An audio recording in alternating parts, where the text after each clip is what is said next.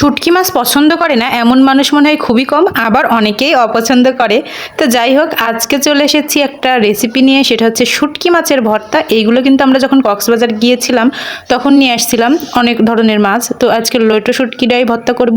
সবগুলো কিন্তু মাছ পরিষ্কার করে খুব ভালোভাবে ভাজি করে নিয়েছি, সাথে শুকনো মরিচ, কাঁচামরিচ, পেঁয়াজ, রসুন, তারপরে আদা দিয়েছি একটু। এগুলো সব ভাজি করে এখন লবণ মিশিয়ে এবার সুন্দরভাবে এটা শিলপাটায় বেটে নিলাম। তো বাটার পরের অবস্থা এটা। আর এই তো কাঁচা পেঁয়াজ দিয়ে যদি এখন এই ভর্তাটা মাখানো যায় খুবই মজা হবে। তো আমি কিছু পরিমাণ উঠাই রাখবো, সবগুলোতে পেঁয়াজ দিলে খুব তাড়াতাড়ি নষ্ট হয়ে যাবে, যখন খাবো তখন পেঁয়াজ দিয়ে মাখাই নেব।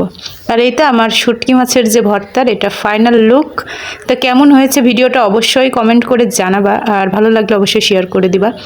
তো আমি এখন আবার চলে আসবো শিলপাটায়, কারণ আমি কিছুটা ভর্তা রেখে দিয়েছি। এটা এখন আমি গরম ওটা ভাত দিয়ে মাখাবো। দেখো আমি হাতে দিতে পারছি না, এত গরম। আর এই শিলপাটায় মেখে খেতে যে কি মজা লাগে, যারা খায় তারাই হয়তো জানে।